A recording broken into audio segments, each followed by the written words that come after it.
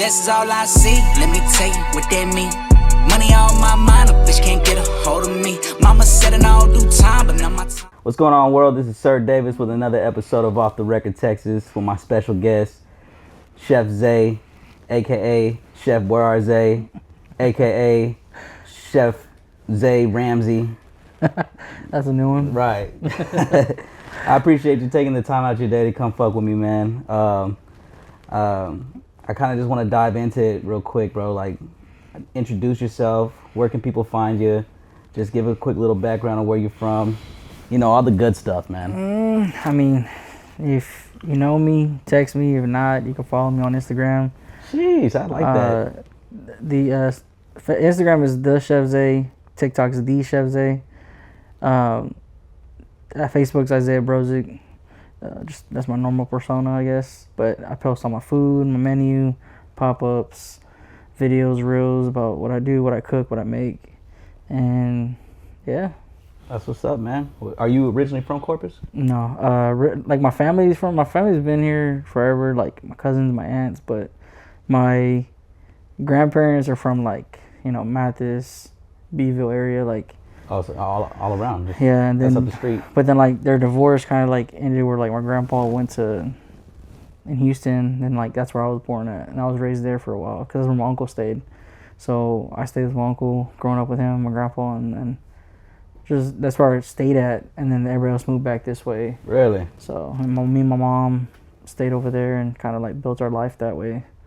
So is that why you got deep roots in Houston? Because I noticed you got like a ton of connections in the H-Town area. Well, like that didn't just happen just because I was there. I mean, it happened because it's available. You just got to be able to, you know, present yourself, be able to, you know, talk. You know, you don't have to be someone you're not. You just got to talk to the right people.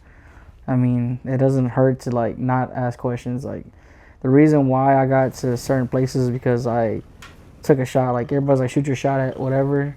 I shot my shot at certain celebrities, certain rappers that they're not gonna text me back, and then it just led to one thing after another, and then really, that's how it happened. Hey man, that's. I mean, I was in the sales industry. I'm sure you're in the sales industry. You kind of know, like, just asking questions can get you a long way. Yeah. Yeah, and then I'm guessing, you know, when did the food, like, what influenced you? Because I don't know if a lot of people know this about you, but you make amazing food, bro. Well, like the stuff that I make now isn't how I used to make stuff, because before I would just cook at home, and I would like, you know, make, like I started when I was younger because my mom, she's the one that got me into cooking. I'd follow her, and my mom would make something out of nothing. Like I would think there would be nothing to eat, then like 2 hours later there's a whole ass meal. Like she made something happen. Yeah. And I never could understand how, and then I was like, you know what, fuck it. I just ran with it, and then as I got older, I would pull a chair up, stool up, and I'd watch her cook, and like it was breakfast first, and then like just simple things, and it's not even like glamorous stuff. Like, dude, breakfast used to be like spam and eggs, and like weenies and eggs. Yeah, weenies and pancakes for me growing up. My mom would make like weenies and pancakes. She'll butterfly the weenie. You know what I mean? Yeah. So like those things, like, and I thought that was like gourmet stuff. Like I thought that was cool. Like I thought that was amazing. Cause like my stepdad, he's the one, like he's not picky at all. He would like make spam and refried beans like a taco, like right. And I thought that was cool. Like it was a simple ass taco, and I was like, shit tastes good. Hell yeah. And as I got older, I started dabbling into like recipes, like, you know, baking stuff. And first I started baking cakes and like cookies and, you know, all kinds of stuff. And then I didn't like the cleanup. I didn't like having to get dirty. And then like I only made like 10 cookies. And I didn't make them that good. They were all right. They weren't the best. They weren't Chef Zay approved? No. Oh, okay. And then as I always cook. Like if anybody ever wanted to eat something, I was like, fuck, I'll cook it. Whatever, I'll barbecue something. Like my uncle got me into barbecuing like on the pit. And I learned, like I was like probably 8 or 9, 10. And I was just learning as I was just watching. And then I was like, I can do this. Like controlling the fire, the heat. And you know, you're going to cook something for a long time, like brisket. Right. I mean, I can do all that, but shit, I don't got the time to do it, so I don't. Right. I'd rather go somewhere else to do it. So that's what's up. Yeah, I mean, very similar, bro. Like, let me ask you, was it just you and your mom growing up? I know you said you had a stepfather, but when did he come in the picture? Because it was kind of the same for me. So my stepdad came in when I was like No, I was like 4. I was like 4 or Okay. 5. And then, because I was like right after my brother was born, like a year after he was born, he came around. And then that's the only like father figure I had for like Forever. since I was, what, at least 21. Right. Yeah, And no, then- I very similar because when you said spam, like that was the shit, bro. My mom used I to still, do I this. still like spam. Fuck yeah, bro. My mom used to do this thing where she would dice it up and then she'd get the rotel, throw it in there after she got done frying it up, and then she'll get a little bit of water and a little bit of flour and kind of make it like a gravy. And then she'll make some fire ass refried beans with some eggs and some tortillas, and that would be the breakfast. That was the breakfast of champions, bro. I enjoyed it because it was just, I thought it was badass. I thought it was good food. I didn't take it as like we broke. Like, Right. my mom made it happen regardless. So Right, we especially yeah, when it's like weenies and you know what I mean. Like you didn't think of that. You just thought that shit was fire. You know what I mean? And I grew up with it. I still eat it. You know what I mean? Sure. You ever had spam and macaroni? Hell yeah, hell yeah. My kids love that shit. No, it's perfect, bro. Spam goes good with everything. But then, like, as I didn't fall off of cooking. I just didn't cook it all the time because once I started working, like, in sales and stuff, I didn't really have time to just, like, sit there and cook. I would cook when I was off. And I would make, like, simple stuff. I'll make wings, but I'll make a badass sauce for the wings. And then I would Right. make some seafood boil stuff. And I would make some crawfish and burgers and steaks. Like, steaks I can do. Like, I love cooking steaks because it's fun to marinate them, like, overnight, cook them the next day, and shit, they come out tender as hell. That's fire. So yeah, you watched your mom. You ended up picking up some things, but like, when did you start saying, okay, I'm gonna start cooking for real? I'm gonna sell this. I know that I can make something as good as this right here, and somebody will buy this plate off of me. Well, I didn't start doing, like, tacos and quesadillas till I moved here. For real? What influenced you to do that? Was it just because of the area, or what were you making before? Wings. Wings? That was your thing? Wings and chicken, like. Shit, I needed some wings, bro. What's up?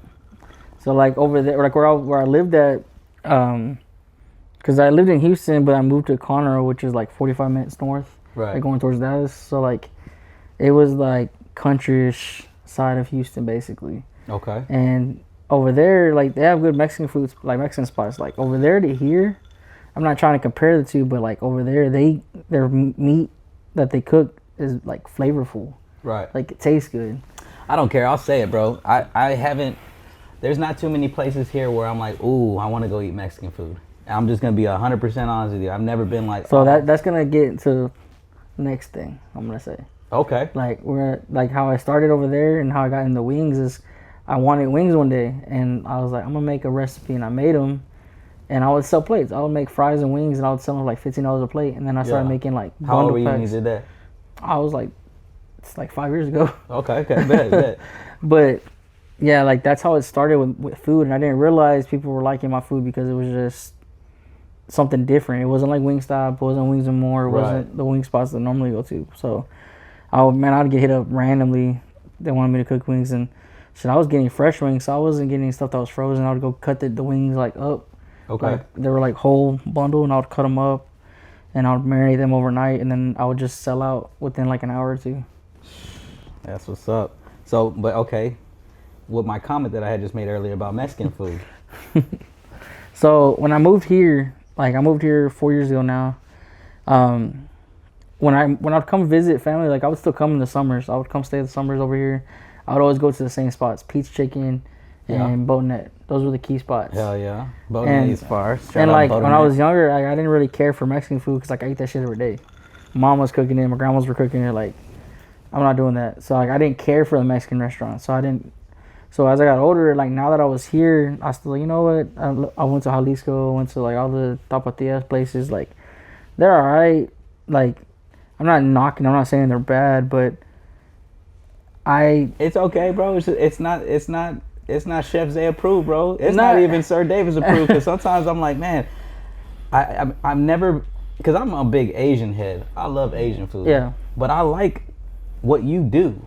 I've never been anywhere where, like, ooh, you know what I mean? I feel like the food trucks and the entrepreneurs such as yourself, they're the ones that are leading the way when it comes to that now. You can't go to no restaurant. I mean, that's just my opinion. So that's what I'm saying. Like, so I don't know if you ever done it. Have you ever gone to, like, let's say you go to Asian places, right? Right. Do you get the same plate at different Asian places? Nah. You don't, right? No. So what I did was like not just on purpose. I went to like 3 or 4 different places and I would get the same thing. It was quesadillas. Okay. You can't go wrong with a quesadilla. It's cheese and meat. Hell yeah. Like how can it taste weird?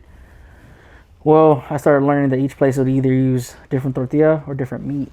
But it's not even the meat part. It's just how they season it and how it's marinated. Right. The prep. And a lot of people like think like, oh, it's just meat. You just cook it and you're good to go. But me, I take pride in like what I make because like I do use fresh ingredients. Like other than me, there's probably like one other chef or taco person that like freshly like seasons and stuff. Okay. Or like gets it marinated or marinates it himself. Because like everybody else, just like if you were to go to the HEB right now, you're gonna go to the place that has like, you know, it's not cheap, but you're gonna go like, okay, it's only $4 a pound. I'm gonna get 10 pounds of that, but 9 times out of 10, it's not marinated. It's just dry, not dry, but it's just plain. Yeah, yeah. You gotta marinate yourself. Yeah. So like you can do that, I can do that, and I've done that before. It just takes time. Well, I learned there was a meat market here. It's a Mexican meat market I would go to, and it's already pre-marinated. Hell yeah. But I would throw in some spices and stuff that I learned to mix together that makes it taste good. Okay. And so I add their stuff and my stuff, and you put a little. So what you bring for us today, man? Like, is this the quesadillas? These are quesadillas. Okay. So these are the quesadillas that I made, and they're actually not just regular quesadillas, because usually I'll make like pastor or like asada or whatever. These ones are a little different because it's chicken, beef, and pork. Wait, all in three? All in here? Yep. It's not like on a separate taco or a separate quesadilla? Okay. So it blends together because of the textures of each meat. You got the chicken that's marinated, and it's thigh meat, so it's dark meat. Then you have the pork pastor, which is normally the taco that I usually make. Right. Plus the asada, which is beef tacos that usually people And then I see you got some sauce in here too, so that's man. the sauce I made, and that's the one I made. Like I created when I started doing this. You created this sauce? What's the sauce called? It's like a creamy jalapeno like sauce. Well, man, dig in with me, bro. Let me see what this is all about, bro. Have you ate? No. Okay. I ate at work, and then I was like, I know I'm gonna eat later. So. Oh man. Okay. And the rice, I mean, I know I've gone to Chipotle, you know, Chipotle lime rice. Right. So like I threw my little spin on it, my seasonings on it to come out with, you know, a little blend. That's hard. That's fire. So, when did you start making the quesadillas, the tacos? Because you went from the wings, you started getting into burgers and stuff like that, but then this is what happened. So I also seen you do some, is it the boudin balls? I didn't do those. What'd you do? What you used to do for Mexican OT, bro? I didn't do anything. Mexican OT used to love your food. What was it, the tacos? Oh, it was only? a candy. It was a candy. The candy. Damn. He OT's barely had my food this past November when I cooked for him for Thanksgiving. Really? That was the first time he's ever had my food. Really? Mm-hmm. Well, with that being said, when did you start making these? When I realized every restaurant that I went to and tried their quesadillas didn't taste good. Really? Yeah. What was the response like when you first put it out? Like, were you already well known for cooking here in the city, or is it something that you just like? How did you get that response? So, working with the people that, you know, that we all know, Drew, Candy Andy, he basically, we were talking one day and I was like, oh, I can cook. He's like, you can't cook. I was like, yeah, I can. So what happened was he came over one day and I was cooking and he's like, can I come over and get a plate? I was like, if you really want some, come get you, I'll make you a plate. I'll make it fresh. Right. Well, I showed it to him and he came and got a plate. Saw the wheels turning in his head. He's like, you gotta make this, you gotta sell it to somebody. Really? And I was like, I don't think people are gonna want to buy anything from me. Well, he's like, come cook it at the shop the day you're off or whatever. So he gave me a shot, I cooked at the shop. We sold out in 2 hours. 2 hours. Yep. How many tacos what was it, tacos or quesadillas? Both. How many things you put out that day? Not a lot. We only did like 15 plates. It wasn't a lot. I'm guessing you weren't expecting that response. No, because what happened was people started asking for them when I wasn't there. Like But the only reason why it was like that because Drew don't really have like food. He has his stuff like he has his hot foods like his loaded potatoes now. Right. But then he was like kind of dabbling into like barbecue from other people, like working with them. And so whenever we started working together, I started popping out the shop. I bought a whole grill. That's when I first bought the grill to cook in front of people, so people knows that it's freshly made. I'm not just warming the shit up in the back. But it started from there, and then we started going. No shit. And then people like, the response was, "Why does yours taste different than so and so's? Why does yours taste has more flavor than so and so?" Right. Sure as hell do. And I didn't understand that at first, but then I started going to more places here, and all of them tasted kind of bland. And I'm not saying I'm the best eater because I'm kind of picky on certain things. Like, I don't like tomatoes, so I don't eat tomatoes on my burger. You know, I never used to like tomatoes until most recently. I think the older I've gotten, So my like, taste buds have changed for sure. so like, but I used to never like grilled onions. But when I cook my grilled onions, I eat them. Hell yeah. So that's one thing I didn't use today, but usually I'll throw them in there. I have a little taste, like a little sweet, because I use like brown sugar on them. Kind of sweeten it up, and I'll throw some seasonings on it. So, as far as like chefs, do you have any like influences? Mm-hmm. Who are like your biggest influences? My biggest one that's like, I know personally, is Chef Machete. He's from Houston. Mm-hmm. And his story, like we talked, and if y'all look him up, he's on Instagram, he's on Facebook. He owns a place in Houston, and it's badass because it's in a store. Right. So it's like the shell kitchen area is his stuff, but he's a well-known chef because he cooks for Zero, cooks for all the big names in Houston. Really? Like, he's cool as hell. The reason why he became who he is because he got famous off a product he sells. It's called lean sauce. Oh, that's right. You were telling me about this guy. That's fire, bro. Yeah. And it's purple, and it's like something different. Doesn't he got a grill too? Yeah. Yeah. And just recently he was on like Chef Ramsay's like cooking show. No shit. Yeah. He could have won, but just little technicalities. But he still got far, and he got recognized from everybody. He was most countryest, most hood, most Houston person on that show. Shit, that's fire. And inspired a lot of people, even me. Like, I'm like, dude, I can do that someday. And because the stuff he makes, like, I've seen him cook in person, not just this stuff. I've seen him make $500 crab legs in like 30 minutes for somebody. Really? Adding like gold flakes to it, like it was crazy. I was like adding like $200 caviar like per ounce to it too. Like, it was a crazy ass meal that he made. Yeah. So, I mean, obviously, food, right, brings us together. I invited you over. Well, I didn't invite you over. I basically told you like, hey, we got this event going. I wanted to bring some DJs together. We're doing X, Y, and Z, and the only way that I know to bring people together is good food. When did you start like getting involved with some of the networking that you do? Because I don't even know where it's coming from, man, because it just could be just you, it could be the food. Was it the food that brought you the network, or was it just you yourself? Like, when did you start actually showing your food off to your network? Like, how did that happen? Well, I didn't start with food, I started with candy. That's what really kind of took off. So what came first, the burgers and wings or the candy? Candy. Really? So that's the origins. 2020. 2020. What made you say, I'm gonna do some candy? COVID. Yeah. If you really like, that story right there is crazy because let's call it very much. The story about that is because, do y'all remember where y'all were when we first found out we got COVID? Remember where you were? Yeah. Where were you at? I was here. But like, what were you doing? Like, working wise?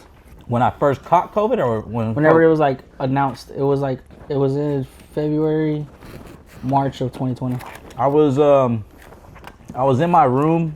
I was at that time. I was with another artist. We were making a beat, talking about Actually, we got into conspiracies after we heard that. It started getting crazy, but Yep. I remember where I was at. That's what I was doing. So what happened was, I was working at Sprint at the time, and that's around the merger of like T-Mobile and Sprint happened. So whenever it got announced that COVID was like killing thousands of people or whatever, and people had to quarantine, I work in a retail location that we have to deal with customers face to face Right. all day. As soon as we heard that, we locked the doors. All right? Really? So like, damn, we locked the doors. How are we gonna talk to customers? We gotta be outside. No one's gonna talk to you outside. No one. And then it was like, you had to stay home. No one's gonna want to leave. I was like, well, how are we supposed to make money? Well, like, we're gonna pay you a guaranteed. So like, they paid us some money to go to work. It was like a better of, which is like your last 3 months averaged out, and that's what you get paid your commission. And I was like, all right, bet. I'm gonna get paid just for being at the store. So I took it, but then I got bored. I'm like, my brain doesn't work that way. I gotta like do something. I gotta like be active with something. Right. It started with the coworker. He brought me some candy.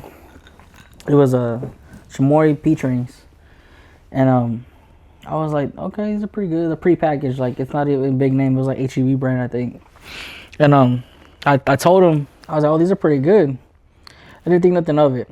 I ate a couple, but they were like good, but they were like too spicy to You started keep enjoying it. And I was like, they're all right, but I couldn't keep eating them. I was like, I don't want to eat them like that. Right. So that happened probably like on a Monday. Well, after I ate that damn peach ring, TikTok was blowing up. But on TikTok, all my whole algorithm was like making chamoy candy. It was literally like, oh, just buy some tahini and some chamoy from the store, mix it with some gushers, and boom, you got candy. And I was like, and in my head, if it's that easy, everybody can do it. Right. But like, there's no way. There's no way that you can make something so simple and it's the best thing in the world. So I got mad. I was like, there's no way that it's that easy. So I did that. I went to HEB. I bought some tahini. I bought some chamoy that they were selling. And I bought, I think, some Skittles and some watermelon Sour Patch Kids. Okay.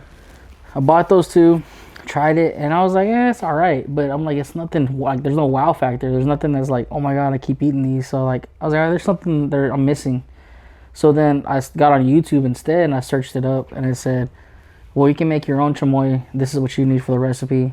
And then I looked up another one. This is what you can use for the recipe. Oh, this is what you can use. Like, So you started putting it together. So I started, and each one was different. Each one Right. had like, I do this, but I don't do this. I do this, but I don't do this. And I was like, okay. So then I was like, well, what if I put this with these two, and I'm like, I just blend it together? How does it taste? Right. Probably within like 3 or 4 days, trying and testing it, I made Skittles, peach rings, and gushers. And I was like, these are good. I love them. I kept eating them. I had my kids try them. They didn't really care for them because they were younger. They didn't really like them. But I was like, okay, I need an unbiased opinion that don't live with me. Right. So I took them to work, and I said, hey, I need y'all to try something for me. And if y'all don't like it, you're not going to hurt my feelings, whatever. And this is still during COVID. Still during COVID. So this is around, it's probably around August, like early August like 1st, basically. And my friend that gave me those peach rings initially, he said, he tried them. He's like, bro, these are better than the ones that I bought last week. I said the same thing too. Yeah, you got all that done in a week. Mm-hmm.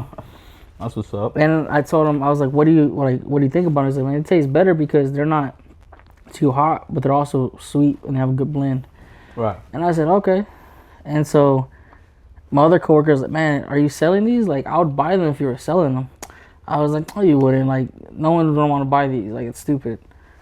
And he's like, no, like, I'll buy what you have left. I'll give you $10. And I was like, for real? And because I had a little Tupperware. It was like a little square Tupperware, and he bought it. And I was like, okay. It's like $10. So then that kind of sparked it where I was like, you know what? Got on Amazon. I bought some bags, and I tested it. And then I had my friends. First order was my sister, my friend's mom, some other people I went to school with. The immediate circle. Yeah, Right. because I had posted on Snap, and I said, hey, I have some candy I just made. Who wants to try it? $5 a bag. And they're like, I'll try it or whatever. So then through it, and everybody was like, man, you have more? You have more? So then it started building and building and building and building, and then it just kind of took off from there. No shit. All because I didn't, Because of COVID.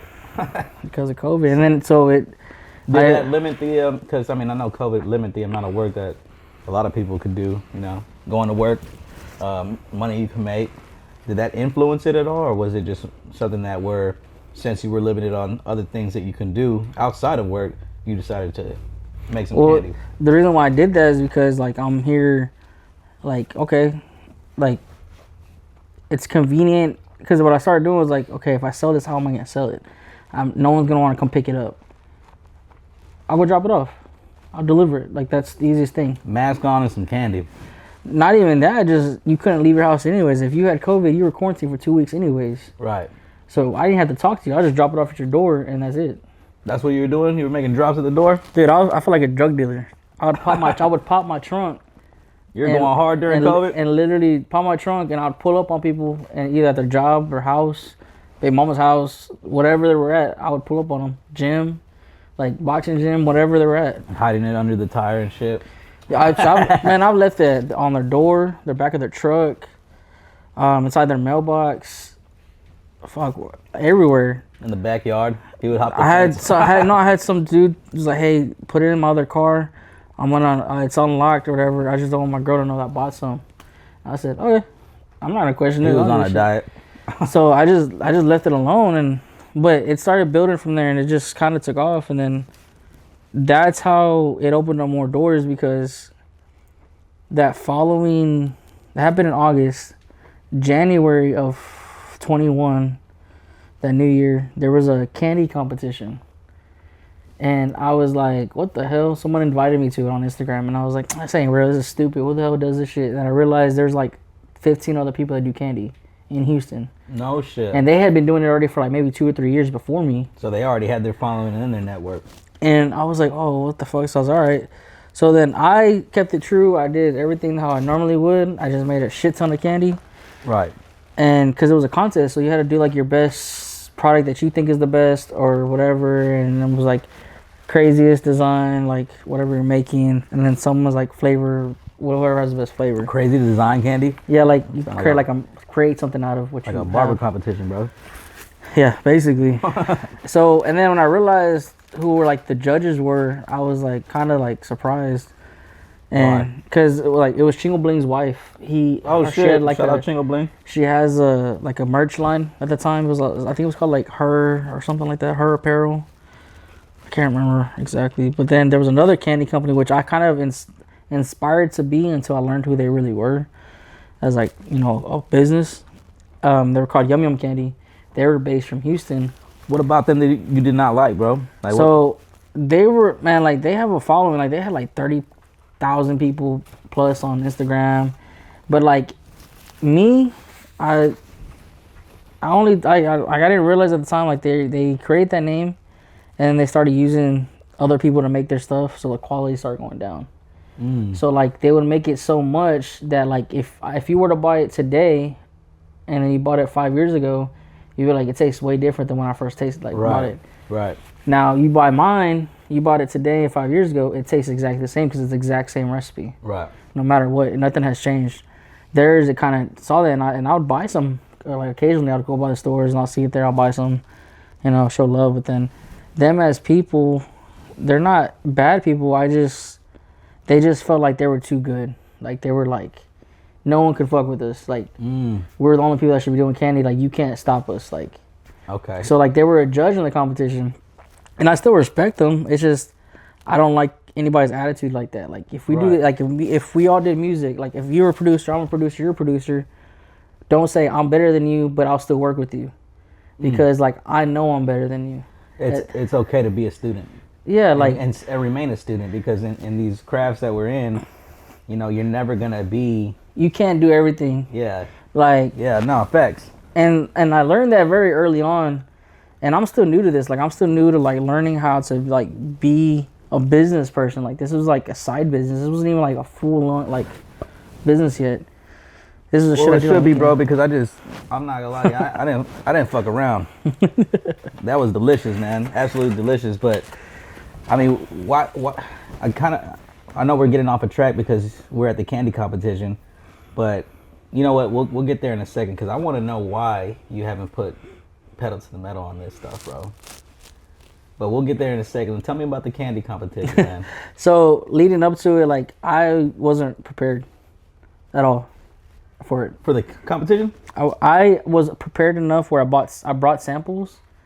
I made my own sign off a poster board and shit. I printed off like the printer. And then you walked in there and you saw everybody. Bro, people had like pedestals, badass displays. The shit lights. was rotating. No, they did. They did. They had the little cake turner. They had like like the little piece. I was like, dude, my shit literally was just a table with shit laid out in baskets. In a plastic shotgun. Yep. Yeah, with the little lid on it. Yep. Damn it. And I felt discouraged. I didn't place in any of the categories at all. For real? And I was mad. I was like, bro, I know my shit tastes good, but Presentation was key. and I didn't know. They didn't give us the full rules, and I didn't know. I made it look nice, Right. but they gave us styrofoam containers that they wanted us to use. I'm over using my own kind of display stuff, and then I got to transfer it over so it doesn't look as good as when I just place it in there. Right.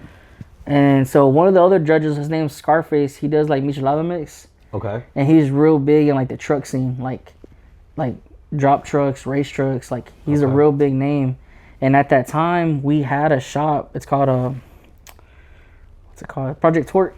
The dude, Freddie LSX, he's a big truck dude. He fucking builds race trucks and races them. And well, they kind of work together. And that's where I was I thought I needed to aim towards that crowd because that's who I was around all the time. And he was one of the judges, so I wanted to impress them. I was like, man, I want them to know my name because like Right. that's what I want. And I thought maybe if I placed in one of the categories, I would win. Some kind of recognition. I didn't win shit. Nothing. But the best part of that was at the end of everything, we're already packing up, already mad. I was like, man, fuck this. Like, I'm not going to do this anymore. Like, this is stupid. Like, why did I waste my time? Bro, I stayed up 14 hours making candy, prepping the candy, bagging everything. Bro, I made over 300 and something bags of candy that day. Or that night. No. I was exhausted. Dude, it was so bad at the end of the competition, I couldn't feel my legs. I was standing up the whole time. I was so tired. I almost wanted to cry. I was so mad. Oh man. So I felt like it was for nothing. But the upside to it was Yum Yum Candy and Scarface, they came to me at the end because I made this fruit by the foot fruit roll up pickle that was coated in my seasoning and then my sauce diced up with spaghetti strings and Takis nuts on top of it. Damn. And I'm telling you, that right there with my recipe is a game changer. Like, I know there's a lot of places here that do the same thing. Right. But I guarantee you compare that one to mine, it's a big difference. And wow. I only say that is because the way sounds wild. The way I make mine. Well, at the end of the competition, they came to me and like, hey, I'm sorry you didn't win. But the only reason why, and they gave me more reasons, was because presentation and, you know, right. You didn't have this or something like that. And I was like, my bad. I didn't know the rules. Like, no, we apologize. It whatever. sounds very similar to barber competitions, bro. And so whenever they said that, I was like, no, it's cool. They were like, hey, but look, we really did love the ways your stuff tasted was better than everybody else's. So when they said that to me, I was like, oh, okay. And I was like, why didn't I place? I was like, you want to buy 300 bags? no, like, and then after that, they were like, no, we want to buy some stuff from us. They bought candy from me. They bought 2 plates of the pickles that I make. And then they like gave me like a tip or whatever for like what I need to do for next time. And I was like, okay, cool. So that kind of lifted me up a little bit. Right. But it wasn't like what I wanted. I was like, fuck it. I didn't know what it was going to give me. Well, maybe like a month later, another like competitor or whatever that didn't place either, she made her own candy competition. Okay. And this one, I was going hard. I was like, okay, I'm gonna do this one because what they said at the end, I'm gonna do it. I'm gonna prep everything like a week before, have everything ready to go. I bought the liners, I bought the Mexico flags so I could put on top of everything. Okay. I made this. You came ready. I bought a banner. I made a badass table set, everything. I was like, I'm gonna do this shit for real. Well, once I saw the judges, I was like, I can't fuck up, because it was a Dope House Records. It was Carly, his daughter. Yeah. And then it was like some other rappers, and then some other promotions team, and then like some big names over there in the candy competition. in the candy competition. Bro, that's a whole different world. I didn't even know there's like a And whole. I didn't know them at the time. I didn't know who they were. So I'm just there as a random fan, a random person.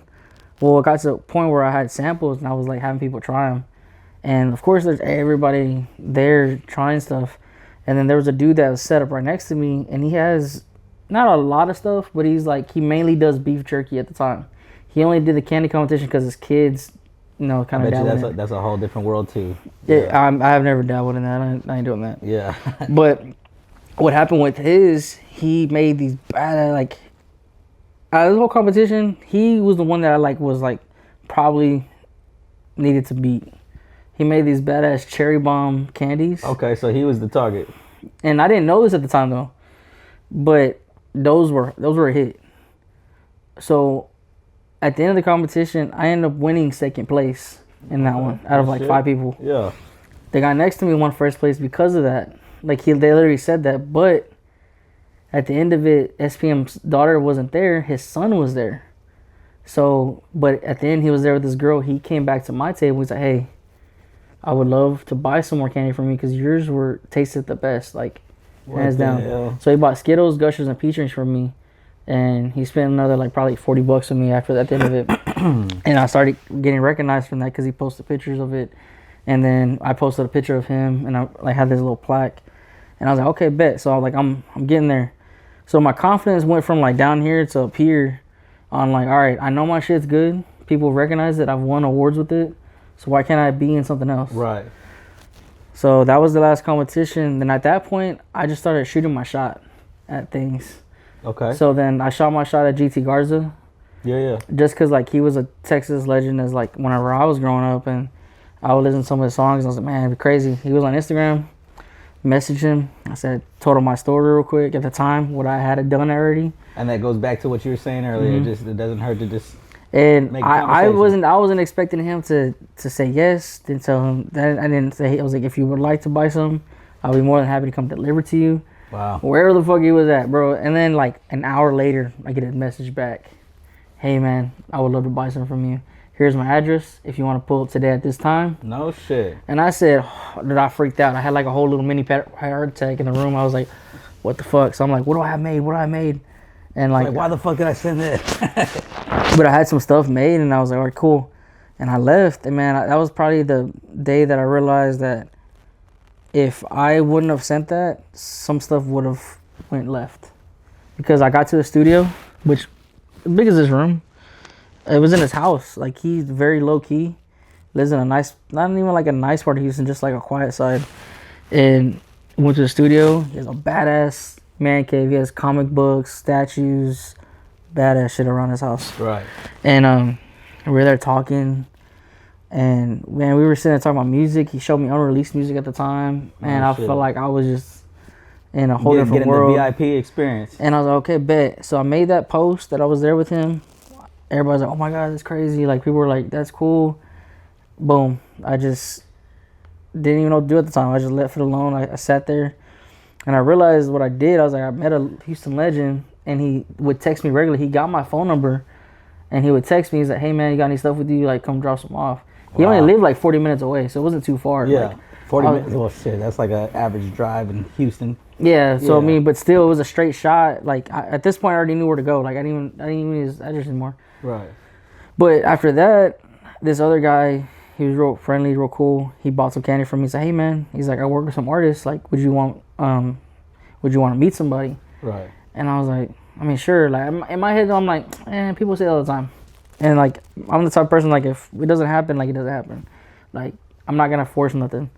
Well, he's like, no man, he's like, I'm gonna text you tomorrow. He's like, meet me at this address. So I'm like, okay, cool. So my brother's with me. And then I'm like, what the fuck? I was like, okay, cool. And I'm pulling up to this neighborhood, and mind you, the neighborhood's only 10 minutes away from my house. So I was like, who the fuck lives 10 minutes away from me? So I was already freaking out. I was like, this dude's just probably gonna rob me or something at this point. I don't give a shit. Where'd you live, bro? And then I pull up, and then this dude comes out of the house, and he has big ass chains on, diamond chains. And I'm like, damn, this must be a big ass drug dealer or something. I didn't know who he was. And then I realized it was Brick Wolfpack. What the fuck? And that was my first introduction to like who he was, Peso, D Baby, everything else. And he was getting some candy. He bought some candy for me. Fuck. And then that's where I was like, what the fuck just happened? Like, I was already like tripping. Flipping candy, bro. And then I left it alone. And then he got my number too. He's like, hey man, he's like, I'm gonna text you. I was like, Right. if I need something, like I'll text you, come drop some off. He was on house arrest though. That's why he couldn't leave. So I was okay, bet. And I'm like, what just happened? Like, I'm really already tripping. And I get home and I like put his music on because he had a recent drop with Peso and Sauce Walker at the time. Right. And I'm like, what the fuck? I was like, that's not true. Like, what the hell? So then I was like, all right, cool. Like, I'm starting to meet some people. So then I left it alone and I was like, okay, cool. I know I have a little bit of some clout, I guess you would say, because like I started posting it. Shit. Well, again, I started shooting my shot again. SPM's son had followed me on Instagram that same day. Right. And I had some candy on me, but I was doing deliveries and I was like, man, I'm gonna text him, see what he says. I said, hey man, I don't know if you remember me. You bought some candy from me. I was on candy competitions, whatever. He said, oh man, I've been trying to look for you. He's like, I just ran out of the candy I bought from you. Like, he's like, can you come drop some off? I said, yeah, where? He's like, I'm gonna send you an address, just pull up. He sends me an address and it's Dope House. What the hell? So I pull up and it's just like him. We're talking about his dad and I'm like, what the fuck? And I was like, and to me at the time, I know like allegations, you know, about everything else. I don't give a fuck about that shit, bro. Like, I still a fan. You know what I mean? I know people have their feelings about it and shit like that. I mean, people still listen to R. Kelly. And yeah, I don't know what's real and what's fake. I didn't get into the paperwork. I know it's a very sensitive topic. I don't like shit like that. I mean, I don't condone and shit like that. As far as the music, if we could just eliminate that, I love the man's music. And that only reason why is because where I grew up at, his music was, I'm not saying it was like, you know, you needed to know every word, but it was constantly playing. Like, we knew who it was. Like, of course, yeah. You didn't go down the street without knowing who SPM was. Right? So, like, I thought I was living, like, you know, kind of like, you know, I made it. Like, you know, that was my, I don't care where else I meet. Like, that's what I wanted to meet in my life. Right. I didn't meet him specifically, but I met his son. And it was cool. We were talking, you know, we were talking about music. Bro, I was there for 3 hours at the studio. 3 hours. And I was like, what the fuck? And then I left. My brother was like, bro, that's crazy. Like, you know, we're here for 3 hours, you know, like showing you the Dope House. I was like, so I left that alone. I let it see where it get me. And then he had said, hey, do you know this dude named Andy? And I was like, Andy? I was like, he's like, yeah, he's from where you live at. And I was like, why does it sound familiar? And at the time I didn't know him. But luckily, the people that I was friends with, and where it was called Connor, where I lived at, they were friends with him. So we kind of like integrated together. There was a show that he was at. We started talking. And he's like, yeah, man. I was like, I'm a manager for Dope House. Like, you know, manage some artists and producers and stuff like that. And we got to know each other. But at this point, we're just acquaintances. We just know each other. Nothing's serious. Well, this is where things started getting a little crazier because my friend had a show. He said, hey, man, you should come to my show. Like, I'll get you in for free. And I was like, bet, I got some merch I can give you, and I'll bring you some candy. He said, bet, I got you and your girl or whatever, we'll get you in. Right. I said, bet, like, I'll pull up. I was like, I'm kind of tired, though. Like, I probably won't stay for the whole time. I'll watch y'all perform, but I'm going to dip out. Bet. I get there a little early. And at this time, I didn't know who anybody was. I'm not famous. I don't know anybody. I'm just a normal Joe that just walks into a bar. That just happens to drop off candy to celebrities. But no one knew that. No one. I was undercover, but because I felt like I wanted to have a moniker and I wanted to be incognito. I did not want people to know the face to the name. I wanted to be separate. Like if you saw Zay's Dulces, like you saw just the candy. You didn't see me. I know somebody like that. So like I didn't want to be known like that's like I didn't want to walk in somewhere like I didn't like being known at all. Right. I didn't like that, and I kept it that way. Well, leading up to that show, and like everybody performing, it was cool. Like I had never been to a place like that. It was like a showcase, right?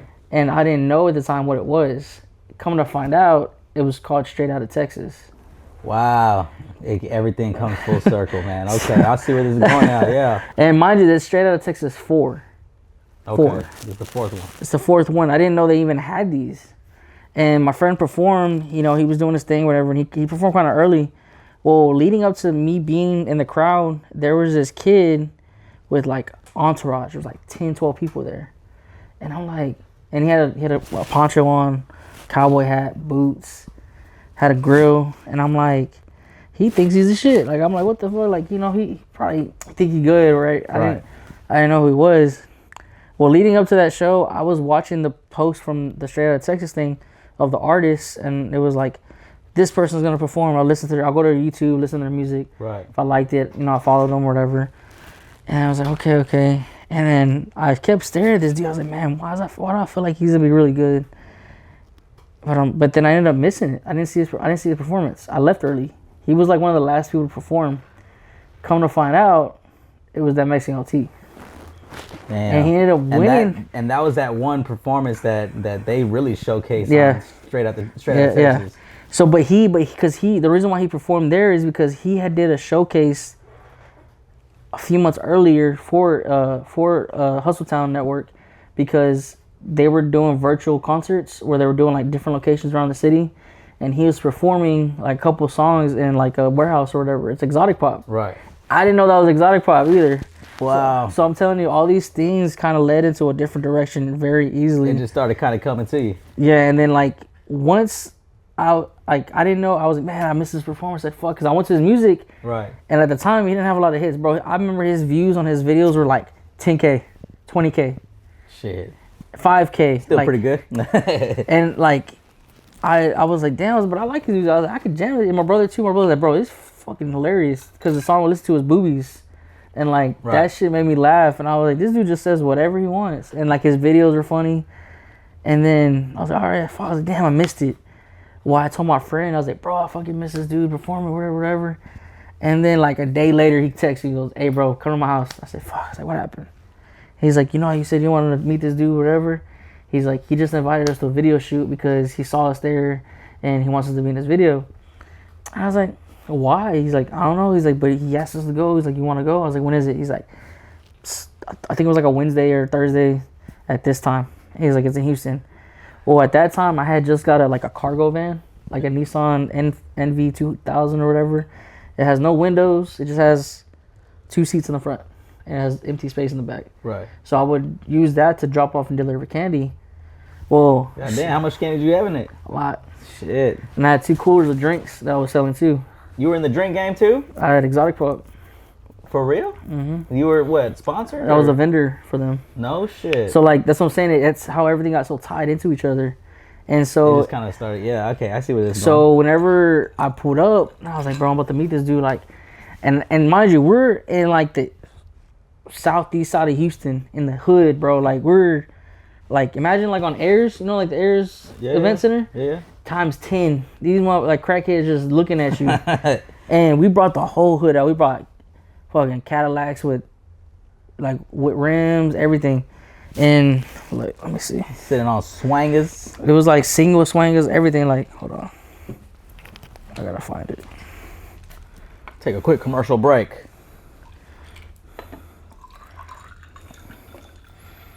This was 4 years ago. And we're back.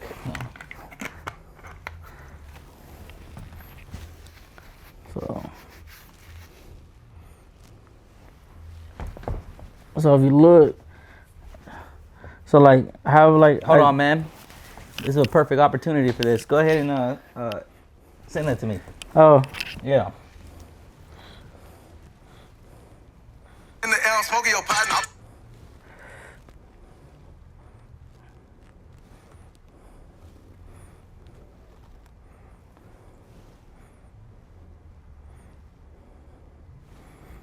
And like me, of course, I didn't know anything about anything. But what I did was, I showed up there. I told them who I was, what I do.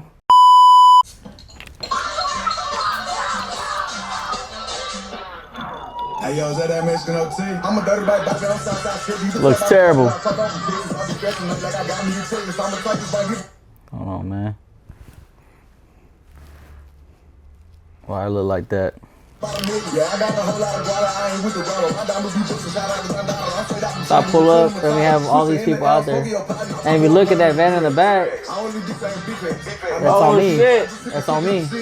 And that was your band? All right there, that's my brother. That's me on the side.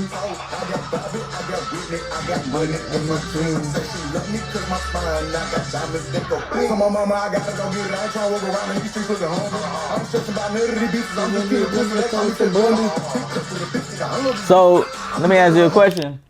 Was this your first time interacting with him? Because you went to the Straight Outta Texas. Mm-hmm. You missed the show. Mm-hmm. You started getting involved with exotic pop. Mm-hmm. You know, things are starting to make its way, and what? They just called you up and said, "Hey, we got this. We got this video. We got this video." Yep. That's crazy. And then after that video, after that was done, we ended up going to, there's a Mexican restaurant right there on the side. Uh-huh. They would pan it the right way, but we go eat dinner together. We all eat together. And I'm sitting right next to OT, and we're having a conversation. We're with all our people though. Like, we have a lot of people with us. We're just talking, having a conversation, and we had talked to each other. And he's like, "Yeah," he's like, "I've done this. This is how I started." And mind you, if y'all know him, if you're friends with him, like, y'all know how he is as a person. He's not, you see his interviews, you see his videos. He's like, he's being funny. Like, he is really funny. Like, we were talking some shit that day, but that was pre-famousness. Like, that was before he was like he could go to the store with no one like screaming his name like crazy. So we would have conversations, and I was like, man, it's like, look, I was like, I just appreciate you inviting me over. Like, I was like, I'm here. He's like, and then at that point, he said, "No, I appreciate you." He's like, "Thank you for coming out." Right. He's like, I'm glad I was able to reach some new people. I was like, bro, I've been listening to music ever since. Like, and that's how we got connected. And then he started having more shows. Any show that he was at, I was at. And I said, "Hey, look, I don't care what show you have. Like, as long as you, like, if I come to it, I'm not asking for any like money. Like, I can bring you snacks, I can bring you candy, I can bring you drinks." I was like, I just want to get into the show. That's it. Like, I just want to watch the show. He's like, "Don't worry about it. I got you. No matter what, like, just text me, whatever, we can get you in." So I appreciated that when he said that, and like, I don't ever hold it against him, but every time I see him, it's like nothing ever changed. Like, like, just, "Oh, I hadn't seen him in a minute. Like, what's up?" Nice, man. So then It's good to have good connections. So that's how, and then I didn't know that at that time. That was 2022. It was 2022 because it was 4 years ago. Like, yeah. No, because I almost had an opportunity of getting a feature for him. This is right before he it was only $600, bro. Trust me, and, man, I was a sad man after that. And I didn't know. Like, I know a little bit of him. We would talk. We have conversations. I know his girl. Like, I know his girl. But there was a show coming up that year. Right. It was the Day of Unity, which is like a thing they try to do with all the artists in Houston. Right. So they bring like Bo Bundy, like everybody out there, like Bella from LA, like everybody that was like a Hispanic artist coming together. Slim Thug, Paul Wall, Lil G, Dope House artists, like everybody was coming together. That was probably my biggest event, and to this day, that was like my favorite day. Wow. And the only reason why I say that is because I was able to set up. I had a nice setup. I had merch. Everything was set up perfectly. And leading up to that day, that same day that I set up, we had shot a second video. There was La Cobra. That's how I met Jody. Okay. And that one, they personally invited me too. They're like, "Hey man, we're gonna do this video shoot." And that's the day I met Machete too. Wow. So then we all met each other, ate food, had a good time. We just hung out. And was it your food that you ate? I ate his. Okay. It wasn't mine. Was the Chef Zay approved? Yeah, his food was always good. Okay. But that's how we got that. So the day before we had, we shot the video. The next day was Day of Unity, and I appreciate it because I set up a booth. OT gets there and he doesn't go to anybody else's booth. He comes and chills at mine, and like people are taking photos and everybody comes up to me. As soon as they seen who he was, that's fire. So everybody started coming up to me. So that whole night I had heavyweight music, OT. I had, what's his name? forgot his name. There's another artist. He came up to me. They were like, "What do you got?" And I told him. Carly came up to me. Like everybody came up to me at that event. I made the most money I've ever made at an event like that. I made over like $500, not $500, 500 bags of candy. I made maybe 300 bottles of drinks. Like all kind of stuff went down, man. And the best part of that was I had a badass wristband that got me into anywhere I wanted to go. Right. Backstage, artists, and this time I knew every artist. I knew OT, GT Garza, Carly.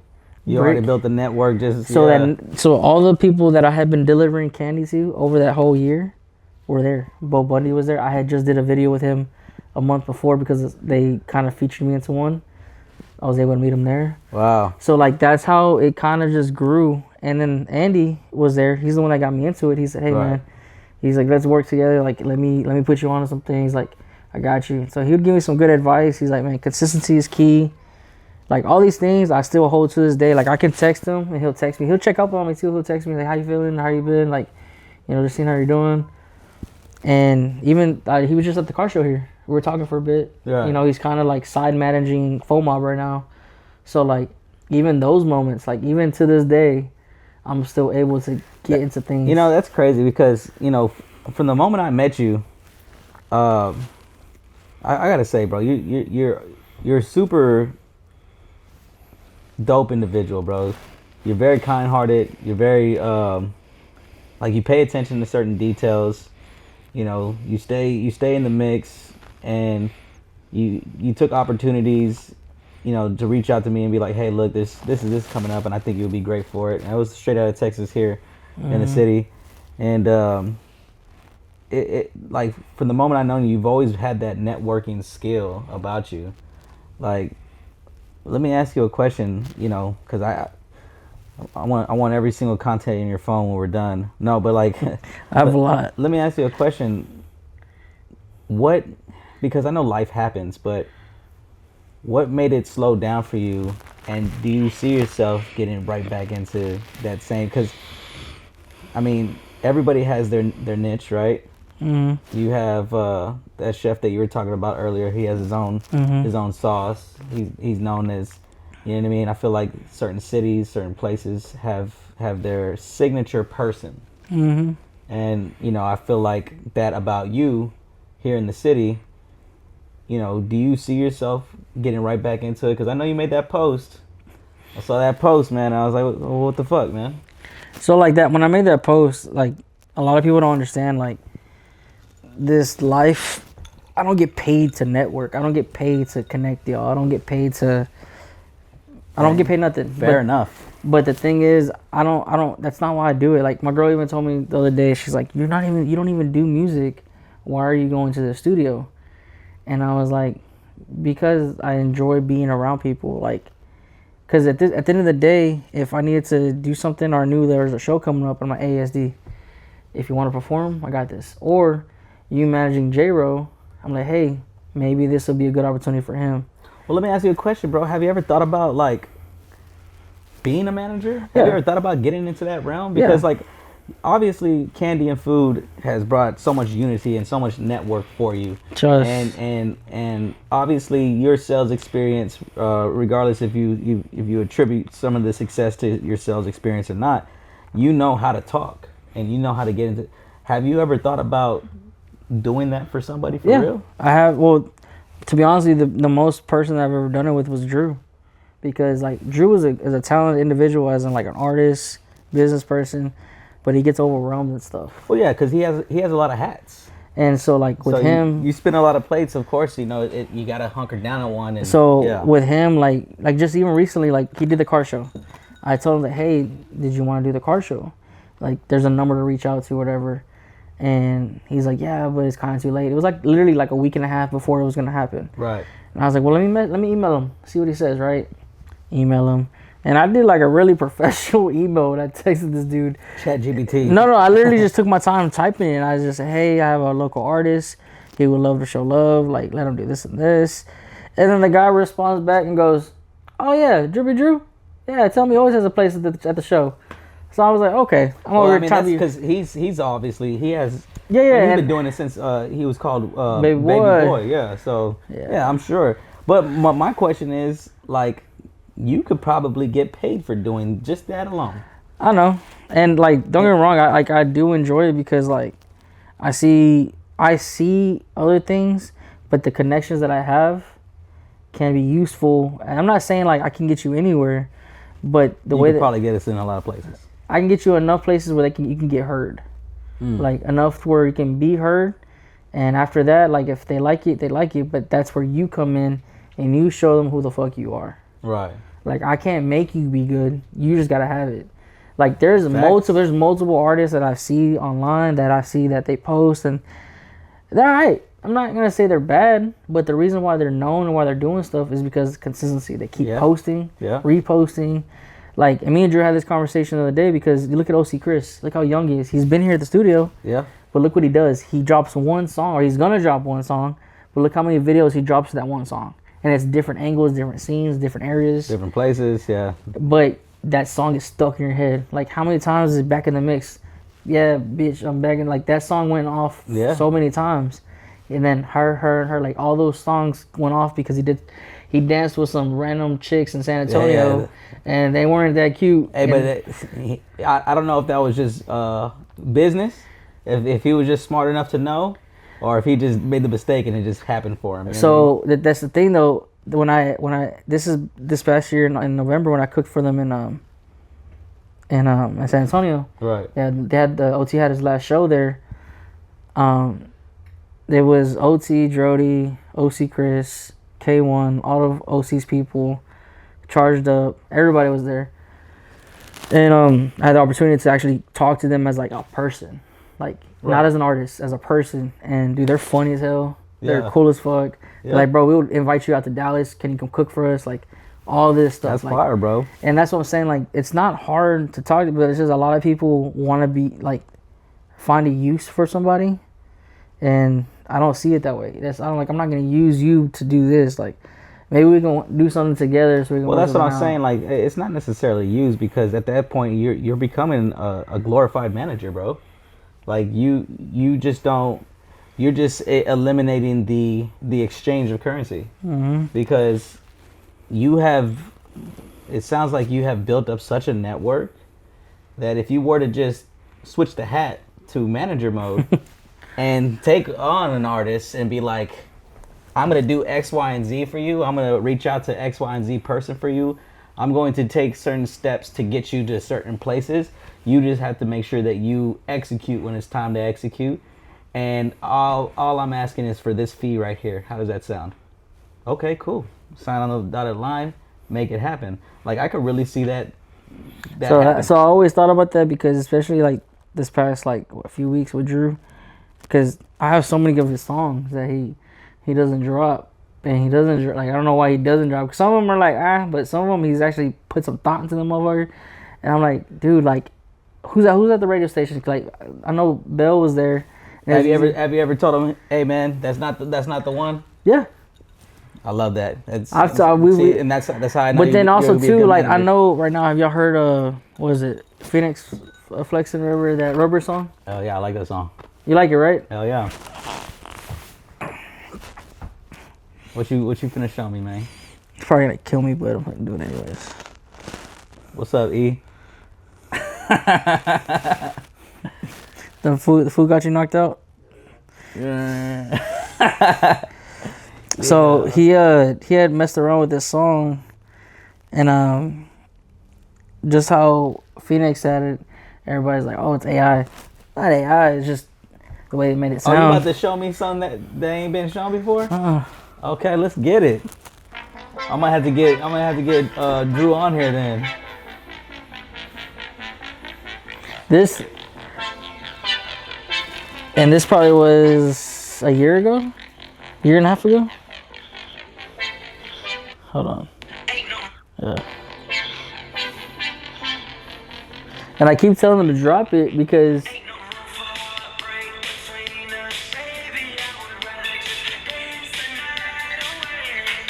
yeah, he can go ahead and drop that, especially with that shit that's popping right now. That's what I told him. Yeah, bro. Get a cool 80s fucking theme That's what music I video and said. shit. He already got the beard, bro. Tell him to slick that shit back, put on the fucking suit and tie with the, you know what I mean? But yeah, I told him to do that because then he has some songs that are like they're alright, but he has these ones that, they're just sitting there. He has songs with Lil E. Well, I mean, shit, shout out Lil E. But it sounds like to me, bro, that, I mean, and this is just my opinion, as far as like your network is concerned, going from the food, because it sounds like it feels like Candy's more the passion. I asked you to, I wanted to eat some good food with you today and really kind of go over like what started it, but I really feel like Candy that's your passion, bro. Food in general. Food in general? Yeah. So Candy opened the door because I was making money off of it because it was easy to make, and I knew I was the only one making it the way I can, or the way that I am. I feel like that's with everything though. That you literally said it. It's just the way that you do it that separates you. Or do you see yourself getting back into it? Well, because the way that I always presented to people was that if you don't do it for the love of it, you can tell. Like if you don't put the love into your music, and you just put something out, people are gonna notice that he just put the shit out just to put it out. Right. Now, and for Molly too, if he's making a beat or something for somebody, and he's just putting it out there just to put it out there, and it's like Molly's done better than this. Like people are gonna say that. So like anything I do, that's why whenever people are like, why don't you just pop up today? I was like, bro, I don't think you realize how much time and thought it goes. Like the stuff I cook today. You want to be able to put the love into it every single time. Because trust me, if I wanted to cook every day, I could. That's a simple fact. But I'm gonna cut corners just to make it happen. I don't like doing that. Luckily today when I cooked, I had everything. I already had the tortillas, I had the cheese, I had the sauce made. I told you that Monday. Like I already had everything ready. Only thing I needed to get was the meat. Right. Bought it right when I got off of work, threw that bitch on the grill, boom, boom, boom, made it. I was ready to go. Now, if this was a regular day, I was going to have to go to H-E-B to get this, Sam's to get this, go to the meat market, make the sauce. Yeah, we wouldn't have done this interview till 9 o'clock. So we're talking about now you're weighing out, the benefits versus the cons. And once the cons start becoming a little bit more greater than the benefits, it's like, look, this is going to be something that's just going to have to be special occasion. So like when I made that post, like go back to that. Yeah. When I made the post, it wasn't that I'm going to stop doing candy, stop doing food. It wasn't that I needed to take a break because at the time I'm in a transition of like, I don't want to be in my job. Right. I don't like being in sales anymore. I'm burnt out. I'm having to sell something to somebody that nobody wants to buy. So like I was already feeling like not depressed. I was just like, bro, like I don't want to do this anymore. Yeah, you just finally reached the ceiling, bro. And like don't get me wrong, like this stuff is I'm more passionate about it because like I can do this all day. I'll do this in the heat all day. I will sweat my ass off cooking food, but it's because I love to do it. I used to love being in T-Mobile. I used to be there fucking 10, 12 hours a day, open and close. Right. Just because I was like, man, I'm gonna sell this today. I'm gonna make this much money. My check's gonna be fucking $5,000. Like we're good. Right. But dude, that's a lot of work. Like this right here, if I were to cook just one day, I invest $250 in it, full $250. I could probably make back like almost $800. Right. So I made like $700 in profit right there, like easy. And that's just one day. Imagine you do that every day. That's $700 a day, a week. Like that's a lot of money, $3,500. Before you know it, you're gonna need the team, and that kind of goes back to quality. to that quality control that you were talking about earlier. That's why people would say like, oh, like I help you cook, I help you do this. Like don't get me wrong, I love people who help me, but when it comes to cooking, if I can't trust you, right? Because I know you're gonna do this. If quicker, I can't duplicate myself, because I've had people help me that they're like, oh, I know what you're doing, I'll do it, and I watch them do it. I'm just like, fuck. And I'm not gonna tell them they're fucking up. I like that's not what I would have done because it's not the right way. I'm not saying it's not the right way. I don't like saying that either because I've already got trouble. I'm sure that comes with like if somebody's willing to take the time to be a student. Because at the end of the day, you're still a student. I'm still a student of the game, in every aspect. Nobody's ever, real deal like, I am the master of this. That's just not a thing. It's not. Yeah, it's because like mastering something. I can't really master something because like cooking, I'm not gonna say I'm the best chef. There's some shit I don't know how to cook, but there's some shit I can fucking kill at compared to what other people can. And that's why I do it, because like, don't get me wrong, that's why I reached out to OJ and his girl. Yeah, tell me about these. So yeah, real fast, because I make desserts too. That's why I started baking. That's, like I said, that's my first Yeah, you passion. didn't like the cleanup. And I still don't. But I hit up OJ because his girl makes sweets and stuff. So like, these right here are churro cheesecake tacos. And then the bread, they just made that, so they wanted us to try that because that's like brand new. But that taco, man, he had made me 4 one night, 4 different ones. Bro, I fucking ate each one. Like, I took a bite out of each one, and my girl ate the other ones. Bro, he had a cookies and cream, fruity pebble, caramel one, and like a regular one. Shout out to OJ's girl. What they go by? This one's, I think, Caitlin's Sweet Treats. Caitlin's Sweet Treats, bro. We gotta get this before we get up out of here, bro. Hey, yo, E, you want to try some of this? Yeah. I'm doing everything I can to get him on camera. No. You don't want to be seen. So come over here, E. Come eat. Right. Like this. You gotta look. You put this in here, right? Yeah. Yeah. Oh shit. Hey, bro. I'm not gonna lie to you. I eat. I do too. I eat. Like, this is probably gonna be one of my favorite shows, bro. And then just the stories alone. Let's see what this is about. It's a churro taco. Yeah. What's in the middle of it? Cheesecake filling. That's why I asked you if you like cheesecakes.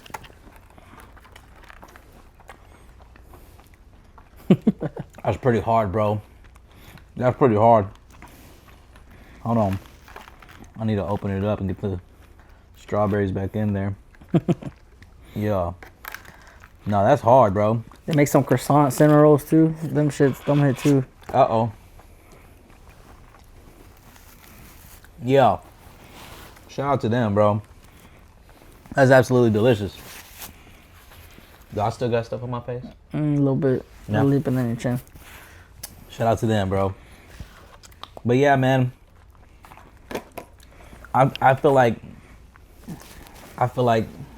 with that network, it really can go places. So what's the next thing for you, man? I know you made your transition. You felt like you touched your ceiling. You know, you want to have things a certain way as far as the food is concerned. You want to keep the quality and the love there.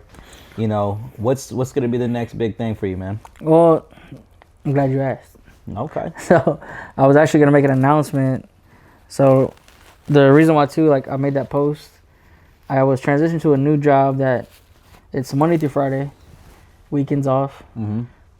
So what I wanted to do was, and don't get me wrong, I love popping up at the bars. I love popping up and doing pop-ups and stuff like that. Like, it's cool because I meet people. Right. People would love to come see me.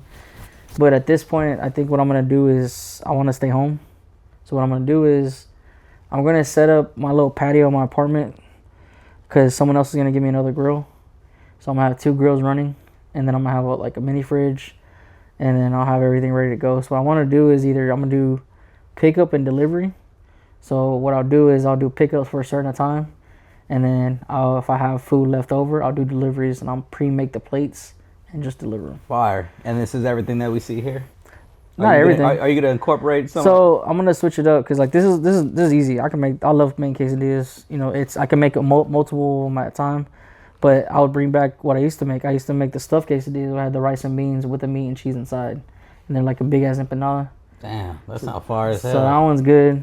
And then also I just made birria again. What was it? Monday, Tuesday? When is this going down? Soon. So like we'll have a lot of stuff this next couple weekends because like I gotta see my daughter's birthday this weekend. Well, okay, cool. Then I don't feel too bad, man. I'm excited for it because I saw that post and I'm like, man, I'm barely getting a chance to get to know trust the me, food. bro. Like I can show you like people texting me. They're messaging crying. Me. They're like, hey, so when are you Yeah. cooking again? Hey, like, you know, are you ever gonna cook again? Is this true? Yeah. And like, don't get me wrong, I'm not saying I'll like. So the reason why, like, I'm gonna read y'all something that I made because it's an apology about it. So like the reason why it's an apology is because I was losing my job, bills still have to come, like everyday life. Yeah, and nah, so I feel like you. people think I can just stop everything, spend an extra $200 that I don't have, And just go cook. So like over the past few months, I've been dealing with some personal challenges, including losing my job and transitioning to a new one. Life became overwhelming, and unfortunately, I allowed personal struggles to spill over into the business side of things. That completely is on me, and I take full responsibility for the delay. I don't share this as an excuse, but I'd rather be transparent and honest with you. I understand that when you place an order, we trust to deliver in a timely manner, and I sincerely apologize for not meeting the expectation. So like that right there was for making candy, and then for the food, because like I said, I don't want to cut corners. If I know I'm gonna make candy, I'm gonna dedicate half the day or the whole day making candy. Because I'm not at just the end of gonna the day, mix. you're a one-man team. I get it, bro. I get it. And So- I feel like it's kind of like the same here. Like, you know, we just don't delegate everything to everybody. Then, you know what I mean? If there's certain things that need to get done, there's certain people for that job. So I understand. So like that, me delegation, I'm real bad at it. But the reason why I'm not real bad at it is because it's hard for me to trust somebody, because I don't want them.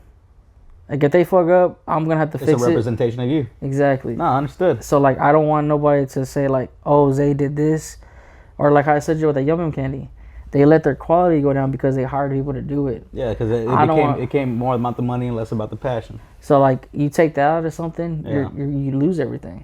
Gotcha. Like the same thing when they started switching to Jordans and everything else.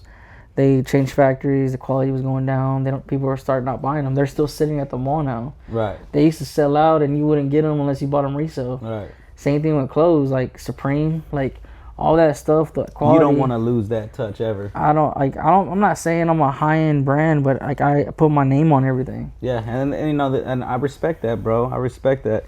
You know, before we get out of here, I just want to let you know, like I said, from the moment that I met you, you've been a very, very solid individual. You've been a helping hand, very kind-hearted. You're a hustler, bro. Thank you for taking the time to come and fuck with me. I really do appreciate it. Please keep being you, bro. Keep doing everything that you're doing, regardless of the struggles or whatever the case may be. I get it. I'm only speaking out of selfishness because I'm starting to really understand this, and I'm like, I feel like the more I get to network, the more I get to meet people, the more I just want, you know, things to be a certain way. But I get that the life happens. So you keep doing your best shit. Before we go, I ask everybody this before we leave. If there's one thing that you want people to remember you by when you're long gone, what would it be? I don't know. I think just at the end of the day, like, I think I have the same question asked because my girl's like, you know, you do so much for everybody. At the end of the day, like, she's like, would they do the same for you?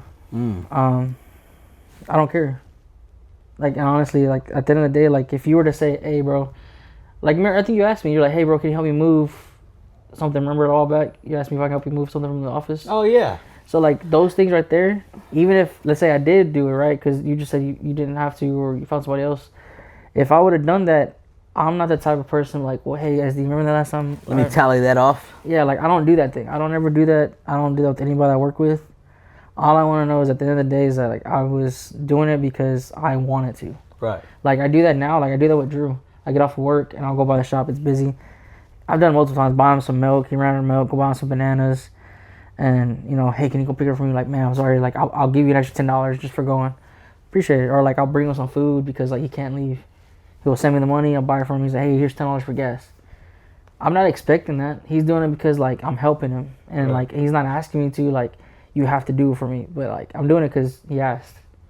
If Molly was at a shoot or something, like, hey, bro, I left a light, you know, by the shop. Can you pick it up? Yeah, I got you. I'll go pick it up. Like, I just want people to know, like, I'm here as, you know, as a friend. If I can do it, I'll do it. If I can't, I'm like, hey, bro, I got the money, or, like, I ain't got the time, or oh, I'm out of town. Like, at the end of the day, like, at the end of me, as long as people understand, like, I'm still a human, I am a friendly individual, and I love wholeheartedly anything I do. And, like, if you need help, I'm always there. That's as helpful as I can. And no one else can say, like, oh, Isaiah is an asshole because, you know, he doesn't help us because, you know, we don't help him. Right. It's not true. Like, I'll help you till I'm fucked. Like, I've given people my last $20 when I know that was my last $20. Like, and you're going to be blessed for it, man. You're going to be blessed for it, bro. Like I said, I appreciate you coming out, taking the time out of your day. It means a lot. That's another episode of Off the Record Texas. We out of here, man. Yes, sir. Appreciate that. Let me get a little bit more of this shit. Man. It's pretty good.